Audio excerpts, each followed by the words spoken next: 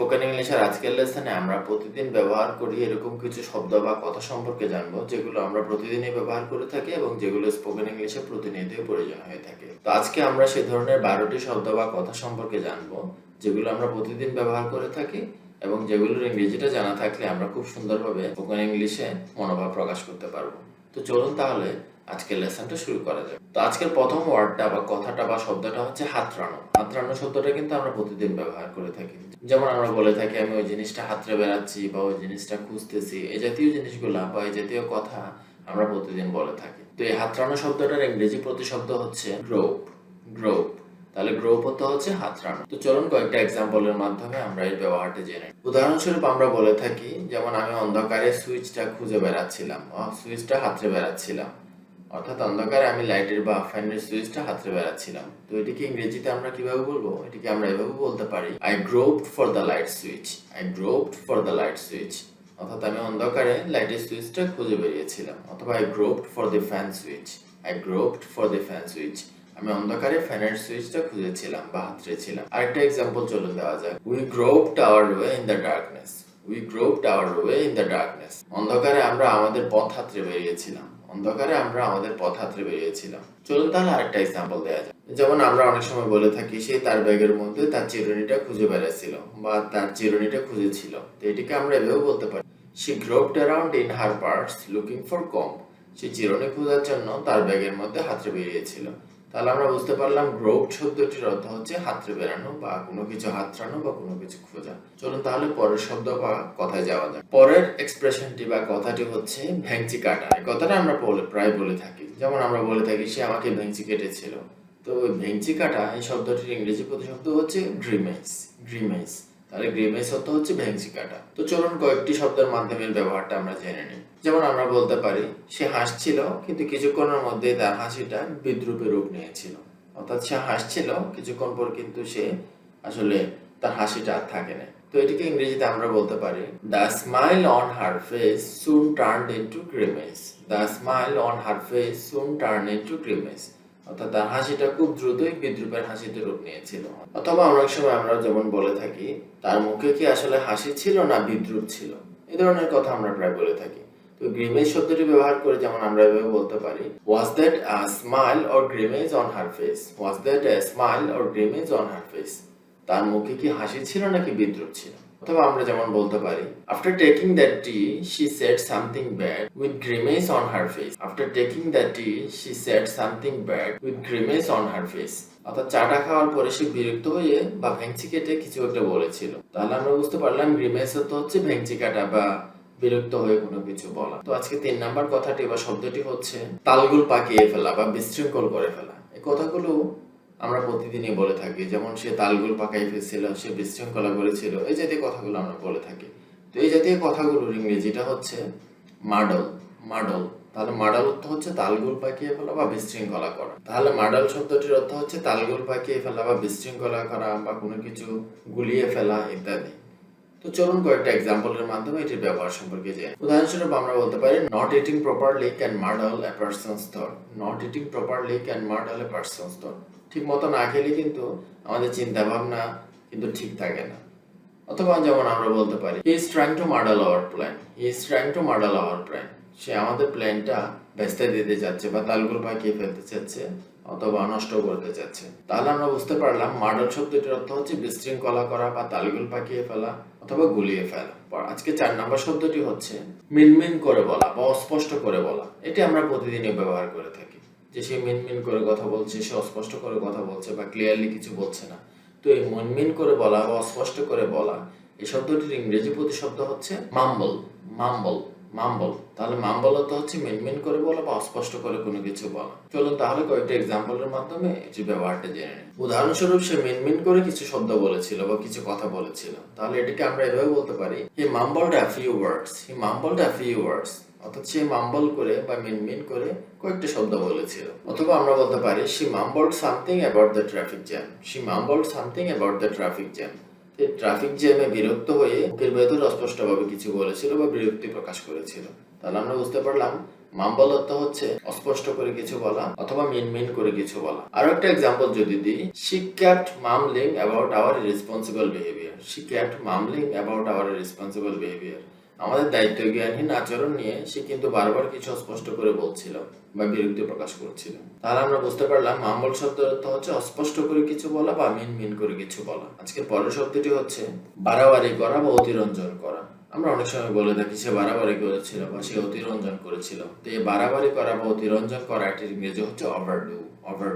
তাহলে ওভারডু হচ্ছে বাড়াবাড়ি করা বা অতিরঞ্জন করা।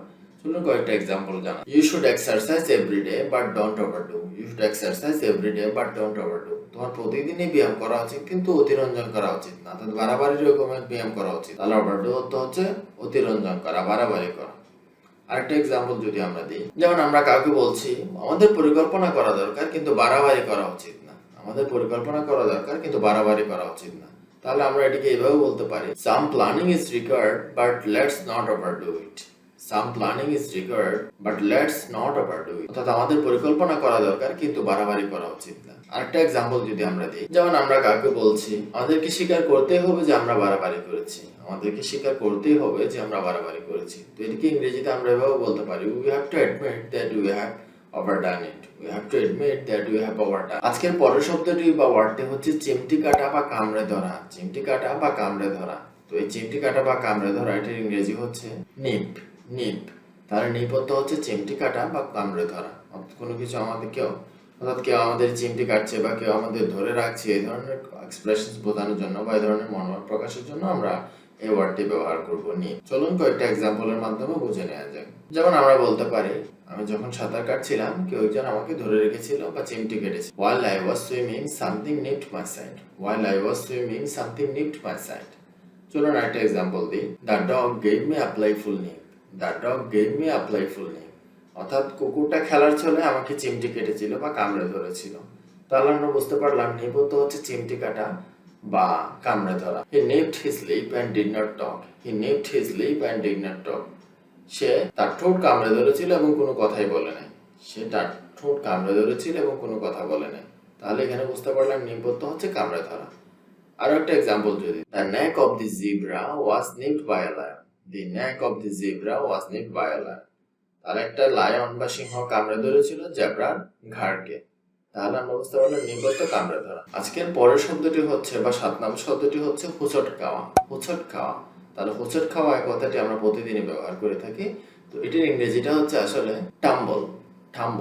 তাহলে টাম্বল হচ্ছে হোঁচট খাওয়া। যেমন একটা এক্সাম্পল যদি আমরা দিই, He tumbled to the ground. He tumbled to the ground. সে হোঁচট খেয়ে মাটিতে পড়ে গিয়েছিল। তাহলে আমরা বুঝতে পারলাম টাম্বল হচ্ছে হোঁচট খাওয়া। আজকের 8 নম্বর শব্দটি হচ্ছে গ্রোন হচ্ছে ঘুমানো। আমরা অনেক সময় ব্যথায় বা কোনো কিছুতে ঘুমিয়ে থাকি। এই ঘুমানো কথাটির ইংরেজি প্রতিশব্দ হচ্ছে গ্রোন। উদাহরণস্বরূপ কেউ যে নিচে পড়ে গেল, আমি তাকে তুলতে চাচ্ছি কিন্তু সে ব্যথায় ঘুমাচ্ছিল। তাহলে এটাকে ইংরেজিতে আমরা বলতে পারি, He groaned as I tried to lift him. He groaned as I tried to lift him. সে ঘুমাচ্ছিল as I tried to lift him. যখন আমি তাকে তুলতে চেষ্টা করেছি। অর্থাৎ সে পড়ে গিয়ে হয়তো ব্যথা পেয়েছিল এবং আমি তাকে তুলতে চাচ্ছি, সে কারণে সে ঘুমাচ্ছিল। অথবা The wounded man groaned in pain. The wounded man groaned in pain. অর্থাৎ যে লোকটি ব্যথা পেয়েছিল সে ব্যথায় ঘুমাচ্ছিল। অথবা সে রাগে ঘুমাতে শুরু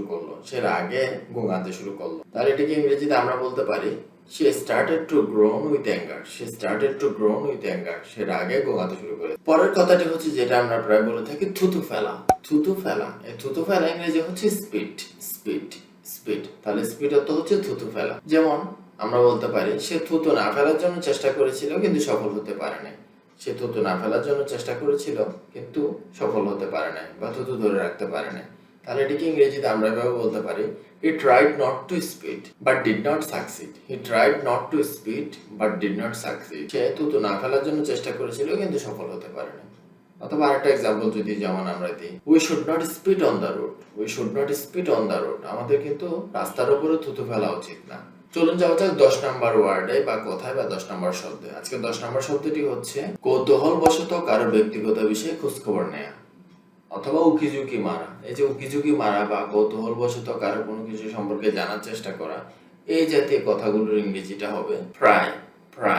তাহলে প্রায় হচ্ছে কৌতূহলবশত কারো কিছু সম্পর্কে জানার চেষ্টা করা বা উকিঝুঁকি মারা। উদাহরণস্বরূপ আমরা বলতে পারি, যেমন আমরা কাউকে বলছি আমি তোমার ব্যক্তিগত বিষয় নিয়ে মাথা ঘামাতে চাচ্ছি না বা খোঁজ খবর নিতে চাচ্ছি না। তো এটিকে ইংরেজিতে আমরা এভাবে বলতে পারি, I don't want to pry into your personal life. I don't want to pry your personal life. আমি তোমার পার্সোনাল লাইফ নিয়ে কোনো কিছু জানতে চাচ্ছি না বা অভিযোগে মারতে চাচ্ছি না। অথবা আমরা কাকে বলছি, কারো ব্যক্তিগত বিষয় নিয়ে মাথা ঘামাই না, বহু অভিযোগী দিও না। তাহলে এটিকে ইংরেজিতে আমরা বলতে পারি, don't pry into private life of others. Don't pry into private life of others. অর্থাৎ অন্যের প্রাইভেট বিষয় নিয়ে বা ব্যক্তিগত বিষয় নিয়ে উকিঝুঁকি মারো না বা মাথা ঘামানো না। তাহলে প্রায় অর্থ হচ্ছে ব্যক্তিগত বিষয় নিয়ে মাথা ঘামানো বা উকিঝুঁকি মারা। আজকের 11 নম্বর শব্দটি হচ্ছে হুইম্পার। হুইম্পার হুইম্পার শব্দের অর্থ হচ্ছে কান্নাকাটি করা বা কাতর সুরে কান্নাকাটি করা বা হাহুতাশ করা। এটির আরো একটি অর্থ হয় ঘ্যান ঘ্যান করা বা প্যান প্যান করা, এটাও হয়ে থাকে। তাহলে ঘ্যান ঘ্যান করা বা প্যান প্যান করা বা কাতর সুরে কান্নাকাটি করা, এই কথাগুলোর ইংরেজিটা হচ্ছে হুইম্পার। হুইম্পার তাহলে হুইম্পার অর্থ হচ্ছে ঘ্যান ঘ্যান করা বা কান্নাকাটি করা। চলুন কয়েকটা এক্সাম্পলের মাধ্যমে আমরা বিষয়টা বোঝার চেষ্টা করি। উদাহরণস্বরূপ যেমন আমরা বলতে পারি, after getting the news she start whimpering. After getting the news she start whimpering. সংবাদটা পাওয়ার পরে সে গোঙাতে শুরু করেছিল বা কান্না করতে শুরু করেছিল। তাহলে হুইম্পার অর্থ হচ্ছে গোঙানো বা কান্নাকাটি করা। অথবা যেমন আমরা বলতে পারি, he did not whimper. He did not whimper. সে কান্নাকাটি করে না বা গোঙায় না বা ঘ্যান ঘ্যান করে না। অথবা আমরা যেমন বলতে পারি, I am not going to whimper about it. I am not going to whimper about it. আমি বিষয়টা নিয়ে কান্নাকাটি করতে যাচ্ছি না বা হা হতাশ করতে যাচ্ছি না। তাহলে আমরা বুঝতে পারলাম কান্নাকাটি করা বা হা হতাশ করা, এই জাতীয় এক্সপ্রেশনস গুলোর বা এই জাতীয় কথাগুলোর ইংরেজি হচ্ছে হুইম্পার। হুইম্পার। চলুন যাওয়া যাক আজকে সর্বশেষ এক্সপ্রেশন বা সর্বশেষ কথা বা সর্বশেষ শব্দ। আজকে সর্বশেষ শব্দটি হচ্ছে অল্টারকেট। অল্টারকেট অল্টারকেট তো হচ্ছে কথা কাটাকাটি করা। এটি আমরা প্রতিদিনই ব্যবহার করে থাকি। যেমন আমরা বলে থাকি কথা কাটাকাটি করো না বা কারোর সাথে কথা কাটাকাটি করা উচিত না। তো এই অল্টারকেট তো হচ্ছে কথা কাটাকাটি করা। উদাহরণস্বরূপ যদি আমরা বলি, he became involved in an altercation. He became involved in an altercation. He became involved in an altercation. সে একটি তর্কে জড়াই গিয়েছিল বা কথা কাটাকাটিতে জড়াই গিয়েছিল। অথবা আমরা বলতে পারি, we should not altercate over such trivia. We should not altercate over such trivia. আমাদের এরকম তুচ্ছ বিষয় নিয়ে, ট্রিভিয়া মানে তুচ্ছ বিষয়, কথা কাটাকাটি করা উচিত। তো আজকের লেসনে আমরা জেনে নিলাম খুবই গুরুত্বপূর্ণ 12টি শব্দ বা এক্সপ্রেশনস বা মনোভাব, যেগুলো আমরা স্পোকেন ইংলিশে প্রতিদিন বলে থাকি। তো এই শব্দগুলোর বা এক্সপ্রেশনস গুলোর ইংরেজিগুলো যদি আমরা জেনে নিতে পারি, তাহলে কিন্তু আমরা খুব সুন্দরভাবে স্পোকেন ইংলিশে মনোভাব প্রকাশ করতে পারবো। আজকের লেসনটি পর্যন্ত, দেখা হচ্ছে পরবর্তী লেসনে অন্য কোনো ভিডিও নিয়ে।